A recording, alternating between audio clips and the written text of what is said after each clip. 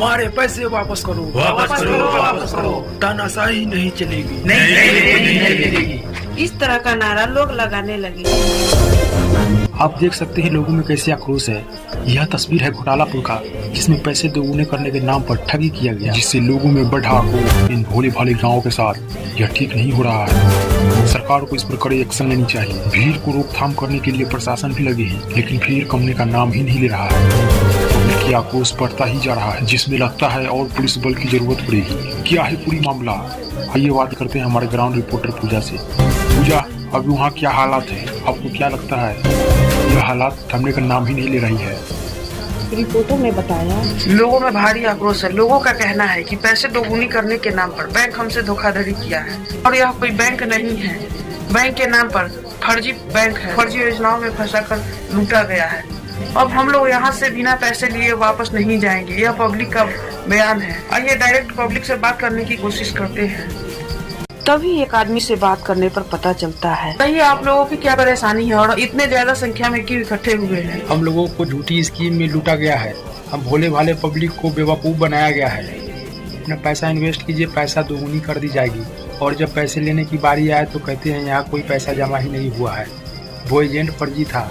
आप लोग को झूठी स्कीम में फंसाया गया है। अब आप लोगों का पैसा नहीं मिलेगी।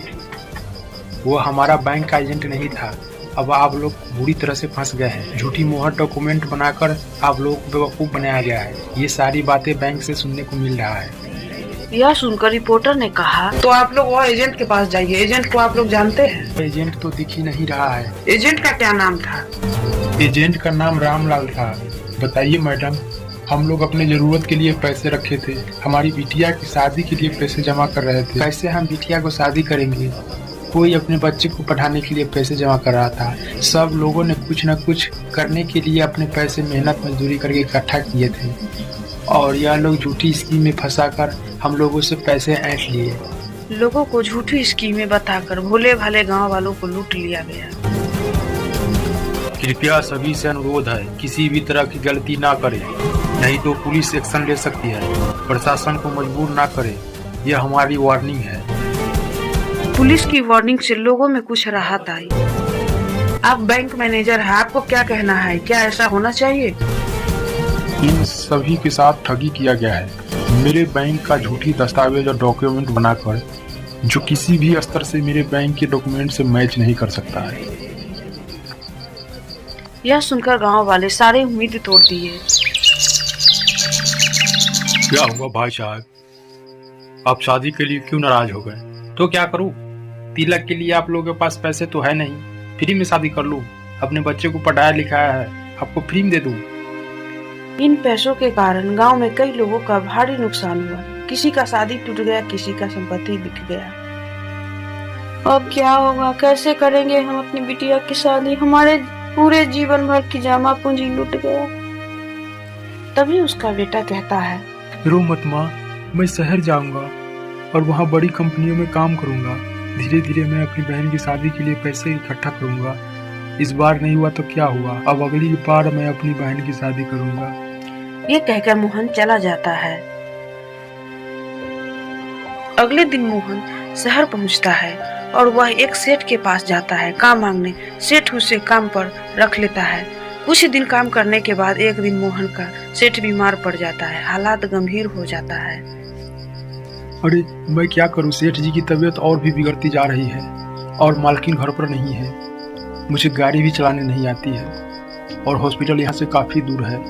मैं क्या करूं? कोई बात नहीं, देखता हूँ। यह कहकर मोहन गाड़ी की तलाश में बाहर चला जाता है। तभी बाहर उसे एक ठेले नजर आती है। मोहन उस ठेले को लेकर आता है और ठेले पर अपने सेठ को रखकर हॉस्पिटल की ओर निकल पड़ता है।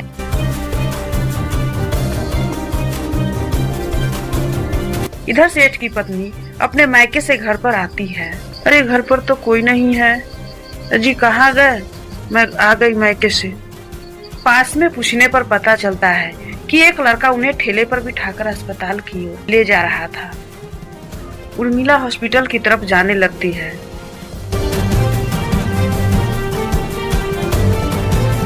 तभी डॉक्टर कहता है, इनके साथ कौन है? मैं हूँ डॉक्टर साहब। ब्लड बैंक में ब्लड नहीं है, आप बाहर जाकर एबी नेगेटिव ब्लड का इंतजाम कीजिए जल्द से जल्द। डॉक्टर साहब, मेरी ब्लड एबी नेगेटिव है, क्या मैं अपना ब्लड दे सकता हूँ? क्यों नहीं, आप खुद भी ब्लड दे सकते हैं। तभी उर्मिला पहुंचती है हॉस्पिटल और पूछताछ करती है। डॉक्टर साहब, अब इनकी तबीयत कैसी है? अब इनकी तबीयत बहुत सुधार है। ये तो अच्छा हुआ कि एन वक्त पर उन्होंने यहाँ ले आया, नहीं तो इन्हें ब्रेन हेमरेज होने का डर था। भगवान का लाख लाख शुक्र है, शुक्रिया अदा इन्हें कीजिए, इन्होंने सही वक्त पर ले आया। धन्यवाद बेटा, आज तूने मेरे सुहाग बचा लिया। तुम कौन हो बेटा? माँ जी, मैं यहाँ काम करता हूँ, गांव से नई आया हूँ। शाम हो रही थी, काम करके हम घर जाने वाले थे। थोड़ी देर में मालिक का तबीयत अचानक खराब हो गया और मैं अस्पताल ले आया। बेटा, आज से तुम मेरे बेटे हो, मेरी कोई औलाद नहीं है। तभी डॉक्टर सुई देने लगती है। अरे यार टैटू, ये तो मैं अपने बच्चों के हाथों में बनवाए थे, कैसे हो सकता है? वो डॉक्टर कौन थी? पार्ट 2 देखने के लिए टोनू टून्स हिंदी को सब्सक्राइब और लाइक करें।